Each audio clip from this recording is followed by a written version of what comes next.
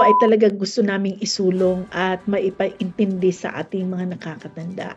Ito pong Senior Citizens Community Care Center o ang tawag namin SC3C, pinaikli natin para madali siyang matandaan, ay ito naman ay parang nakaangkla ito sa isang batas, Senior Citizens Act, no, na ginawa na kung saan nakasaad sa batas na ang bawat munisipyo or LGU ay dapat may isang sentro para sa nakakatanda.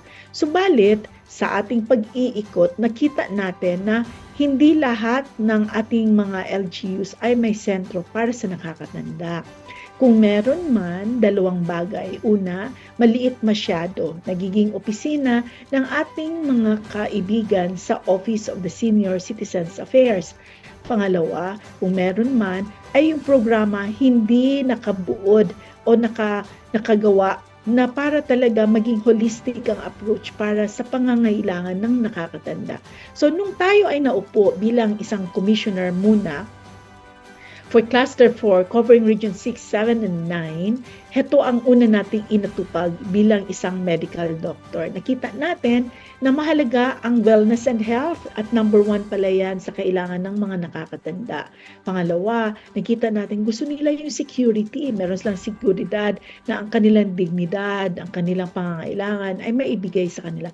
At pangatlo ay kailangan nila ng social interaction.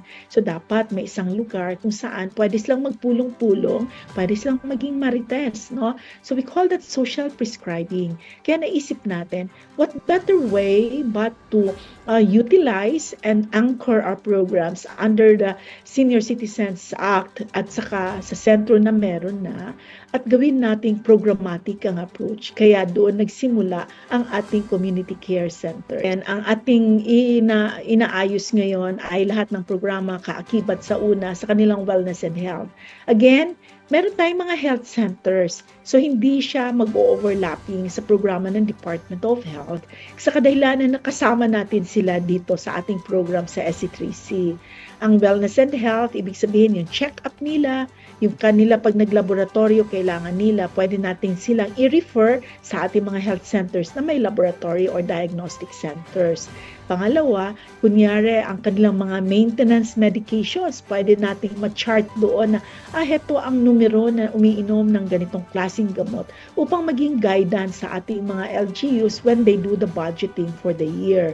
Pangalawa, doon din natin gagawin yung sinatawag nating social interaction. May araw sila na yun lang gagawin, movie marathon, maglaro ng mga sungka o magbaraha, o kaya mahjong, sabi ko nga, hindi naman bawal basta hindi sugal. O kaya naman, nandun din yung gagawin natin na tinatawag nating advocacy trainings, no? Na tungkol sa kanilang health and wellness, gusto natin ang nutrition and lifestyle nila. Doon din natin gagawin yung ating mga training skills para doon sa mga may interest pang magtrabaho. So now it becomes a very holistic center for them, a one-stop shop like a 7-Eleven, Lawson concept or Family Mart. Sila pagka doon sa lugar nila yan, of course, automatic member naman sila ng OSCA o kaya ng LGU. So pwede lang talaga silang pumasok doon sa sentro nila upang i-avail yung programa. Kasi it's not every day, ha? Like in Moalboal, they have a day only for the check-up. Sa isang linggo, may isang araw na doon gagawin ng rural health units nila ang check-up nila. May araw naman na nakaschedule para lang social prescribing nila. Yung mag-zumba o kaya naman mag-marites or whatever they need to interact with each other. May araw din naman sila on dementia care and wellness. Dinidevelop pa natin yung programa na yan. Very soon, we are launching together with the Institute for Dementia Care of Asia, yung mga doctors natin na sumusulong ng isang klase ng sayaw ay nakakatulong upang ang tao kung may dementia ay ma-stop from progression, or kung wala ka pang dementia ay to prevent you from developing dementia or forgetfulness na hindi naman siya talaga normal na dapat nararamdaman ng isang nakakatanda.